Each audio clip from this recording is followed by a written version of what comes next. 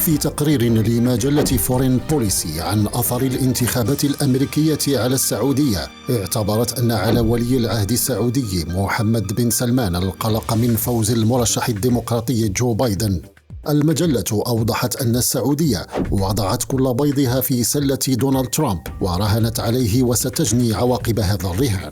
وقالت فيه إن ابن سلمان من الممكن أن يتجول في قصره المموه بالذهب جيئة وذهابا، وهو يراقب بعصبية تطورات الانتخابات الأمريكية، خاصة أنه راهن على إعادة انتخاب ترامب عندما أعطى موافقة تكتيكية لقرار نظيره ولي عهد أبو ظبي الشيخ محمد بن زايد لتطبيع العلاقات مع إسرائيل.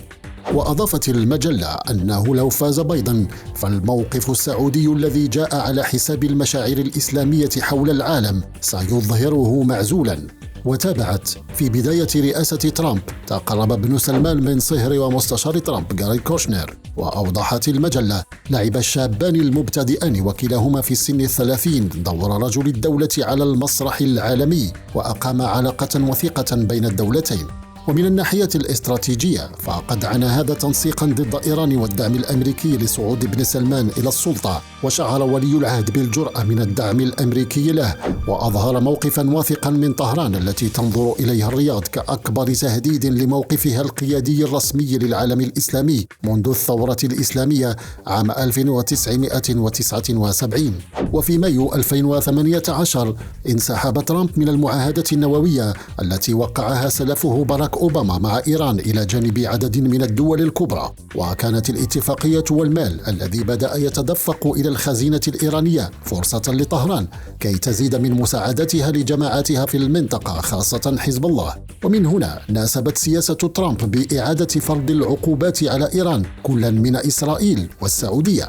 وعلى العكس من ترامب وعد بايدن بالعودة إلى المفاوضات مع إيران، ولو حدث هذا وتم رفع العقوبة عنها فسيكون لدى إيران المال الكافي لتوسيع تأثيرها في سوريا والعراق ولبنان واليمن. وليس من الواضح الطريقة التي سيقوم فيها بايدن بالتعامل مع الطموحات النووية الإيرانية في غياب العقوبات، وهو أمر يقلق السعوديين.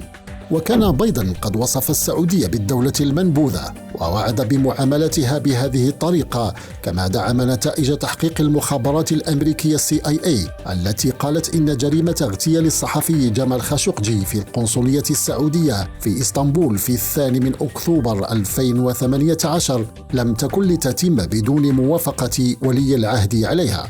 ومهما كانت نتيجة الانتخابات الأمريكية فإن علاقات واشنطن والرياض تحكمها العديد من الأشياء الأخرى والبعيدة تماما عن تصريحات الحملات الانتخابية.